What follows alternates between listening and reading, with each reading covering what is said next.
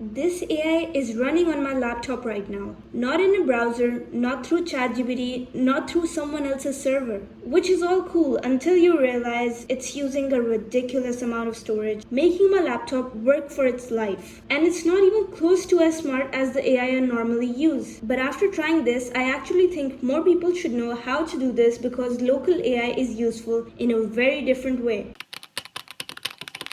Normally, when you use AI, you type something into a website, it sends it to a company server, the model runs there, and then you get an answer back. Local AI means the model is downloaded on your own computer and runs there instead. So you can use it without internet, your chats stay on your device, and you're not paying per message or even worrying about tokens. I'm learning engineering during my gap year, and I've been getting more interested in the overlap between coding, hardware, and AI. Eventually, I want to make things that actually interact with the real world. Maybe voice control projects, robotic stuff, or some questionable attempt at making my own Jarvis. And making a local AI seemed like a good starting point. Because if I want to make an AI later, I should probably understand what it looks like outside of a Claude or ChatGPT tab.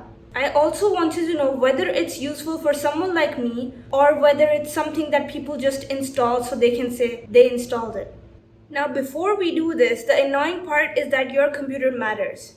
Local models need RAM, storage, and an ideally decent processor. Also, a dedicated graphics card helps a lot. But if you don't have one, you don't absolutely need it for smaller models. Now, my laptop has a 16 GB RAM, a Ryzen 7 processor, and enough storage for this project. The exact specs are mentioned over here.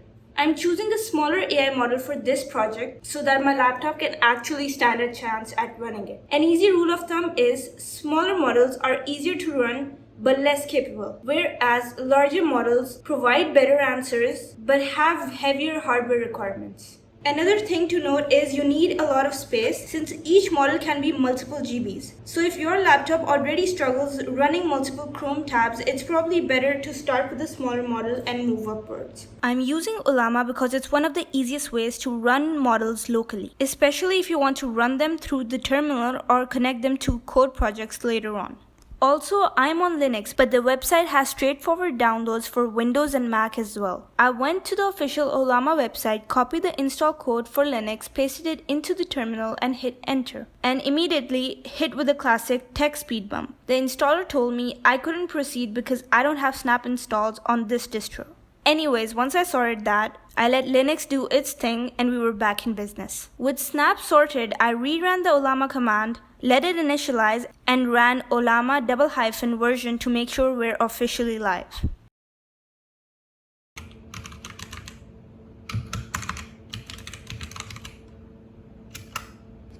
Okay, so far so good. At least it's downloaded correctly. Now I need an actual model. Ollama is just the tool that runs it. The model is the AI itself. There are loads of options and I did spend way too much time staring at names I didn't understand. But eventually I did settle for one. Okay, I think I'm going to download this one over here. Llama 3.1 seems like a good option. There are a lot of options here, so you can decide based on your needs and how large you want the model to be. But for me, I think I'll just go with Llama 3.1 and see if I need to improve it from there. So let's download this now. Now I just went over to Gemini to check which commands to use to download it. This is the full chart if you want to see how it compares to other models. But yeah, for now we are just going to take this command and paste it into our terminal. Right, let's hit enter and hope for the best. Okay, it says it's gonna take like 33 minutes, so I'll be back when it gets done. This is where you need storage. The model download was around 5 GBs, which isn't tiny. And then I waited for my laptop to adopt a new personality. Now this took a long time. So in the meanwhile, I made myself a glass of mango milkshake and played chess. And when I looked back, it was still nowhere near being done. So then I decided to solve some Rubik's Cubes to pass the time.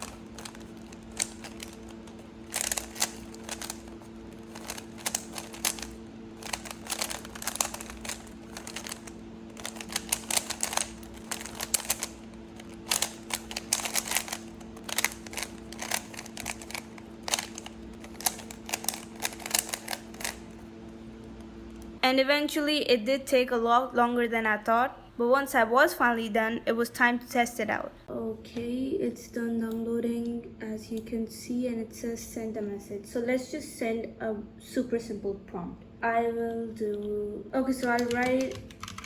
write explain how an ultrasonic sensor works.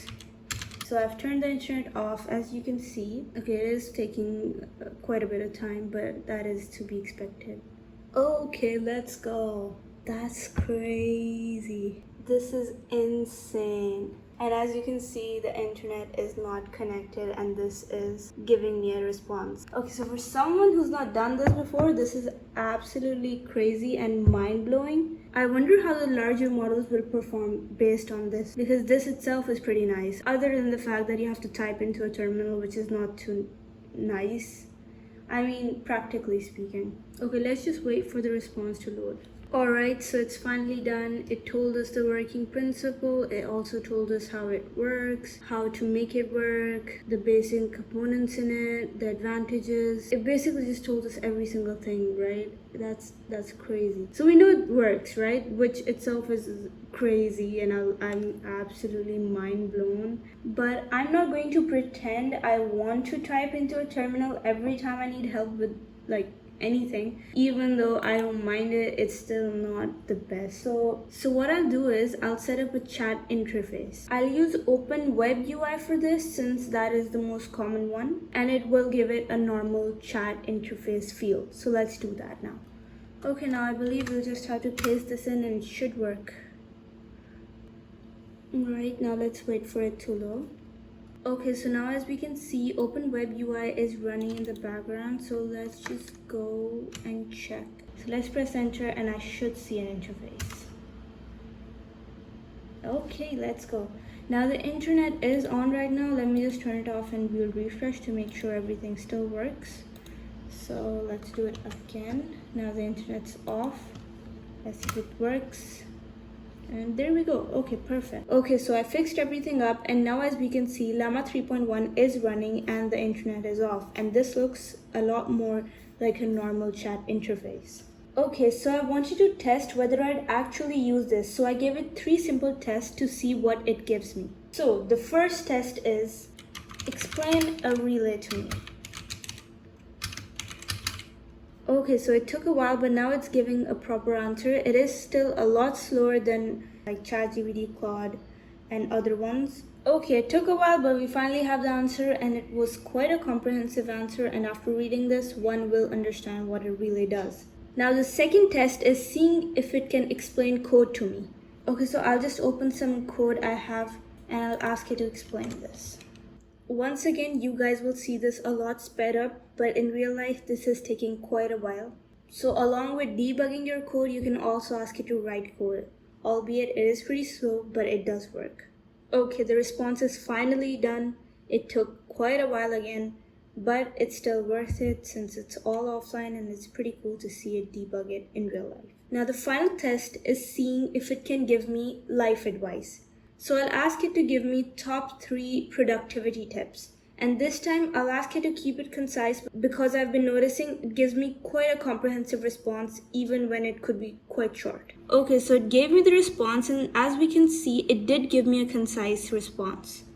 And it understood that I messed up the spelling, so that is great. Another important thing to note is, even though I told it to give me short responses and it didn't have to write a lot, it still took about the same time. So there are a few reasons local AI is worth knowing about. First, privacy. Your prompts stay on your computer.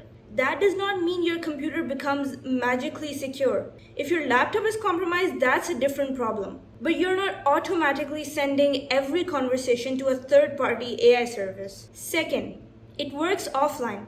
That sounds minor until you actually need it. Third, once you've downloaded the model, you can use it as much as you want. The only constraint is your hardware. No paying per API token. No running out of credits halfway through testing something.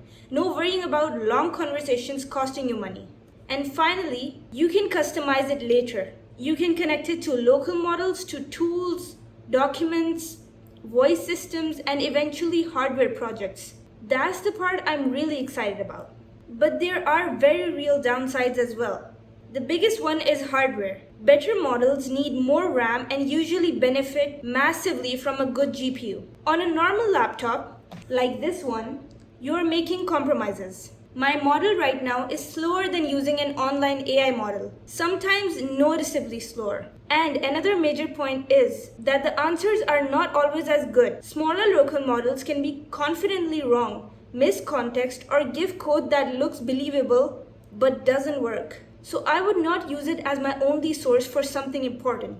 Another issue is models take up storage, setups can be confusing, and there's a lot of terminology that makes it feel more complicating than it needs to be. Also, running local AI still requires electricity. You're not avoiding compute, you're moving it from the company's data center to your own machine. There's also a security side to this. Running a local model means your chats stay private, but only if you set up things sensibly. Now it's important to note the model itself isn't dangerous. But if you give AI access to your files, terminal, browser, or smart home devices, you should understand what permissions you're giving it. So, is it worth it for me? For me, it is worth keeping it installed, not because it's replacing ChatGPT or Claude or any other model, but because it gives me a private offline AI I can experiment with, and I can start connecting it to the kind of projects I actually want to build. And more importantly, I understand a little more about how this whole local AI world works. So, should you install it in 2026?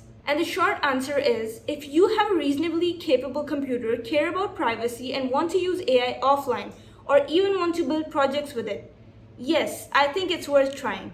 Although I will say, start with a small model, don't expect it to be the best cloud AI, and don't download something massive just because someone on Reddit said it changed their life. But if you only want the smartest possible AI for everyday questions and you don't care about running it yourself, then online tools are probably easier and better. Local AI isn't better in every way, it's better for a different reason. You own the setup, you control it, and you can build on top of it. Either way, this feels like the start of a much bigger project. If you like this video and would like to be a part of this gap year journey, subscribe so you don't miss the next project I make. And if you have any other suggestions that I should make, drop them in the comments below. Until then, I'll see you in the next one.